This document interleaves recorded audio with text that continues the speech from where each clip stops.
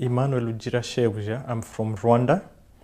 I'm from the academia. I'm currently the Dean of the Faculty of Law at the biggest university in Rwanda, which is the National University of Rwanda.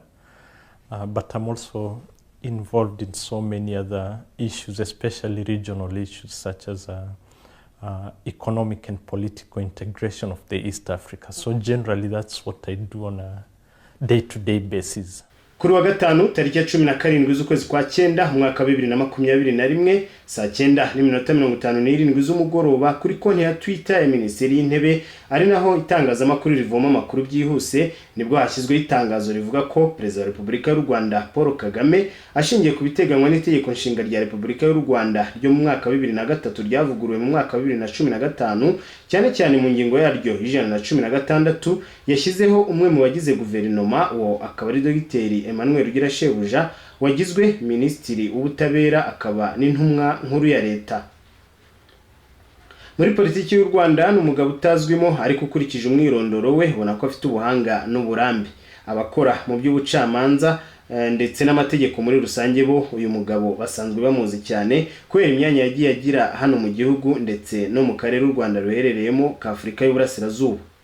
Dore muri make uwo Dr Emmanuel Ugirashebuja ari we. Ni umugabo wavukiye Nairobi muri Kenya tariki ya 25 z'ukwezi kwa 12 mu mwaka wa 1976. Ni inzobere mu mategeko n'ubutabera ku rwego rw'igihugu n'urwego mpuzamahanga. Yize icyiciro kibanza cyo muri kaminuza aricyo licence cyangwa undergraduate mu by'amategeko LLB mu cyahoze ari kaminuza nkuru y'u Rwanda. Icyiciro gikurikira aricyo maîtrise cyangwa masters bakunda kwita mu by'amategeko LLM akiga mu gihugu kibarizwa mu bwami bw'Ubwongereza cyitwa Scotland cyangwa Ecosse mu Gifaransa.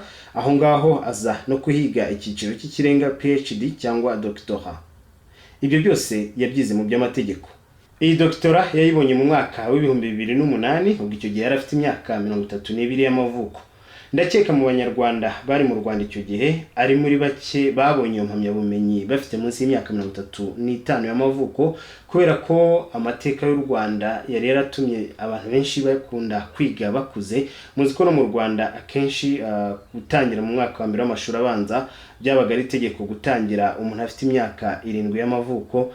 Warize gutyo rero bikaba bitapfa koroha kugira ngo ubone doctora uri munsi y'imyaka 35 cyangwa ubone doctora ufite imyaka 32 y'amavuko nkuko we yabashije kuba yabigeraho. Imirimo yakoze ni myinshi hagati y'umwaka wa 2001 na 2003 yabaye umujyanama mu by'amategeko ahantu hatandukanye nko muri komisiyo ishinzwe itegeko nshinga n'ikigo cy'igihugu cyita ku bidukikije hano mu Rwanda. Nyuma yaho yaje kuba umwarimu utanga amasomo ahantu hatandukanye harimo icyahoze ari kaminuza nkuru y'u Rwanda, haza University of Dar es Salaam muri Tanzania, haza na University of Edinburgh muri Scotland cya gihugu bamwe bita Ecosse mu Gifaransa.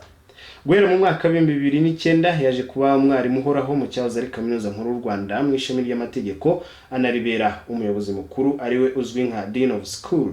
Kuva muri uwo mwaka wa 2009 kugeza muri 2013 niho yayoboye iryo shuri ry'amategeko cyangwa ishami ry'amategeko. Mu mwaka wa 2014 yabaye umwe mu bagize inama nkuru y'ubucamanza n'inama nkuru y'ubushinjacyaha mu Rwanda aza no kugirwa umucamanza mu rukiko rwa Afurika y'Uburasirazuba mu rugereko rw'ubujurire. Muri 2014 yaje kuba perezida w'urukiko rwa Afurika y'Uburasirazuba umwanya yabayeho kugeza mu kwezi kwa 2 ku mwaka wa 2021.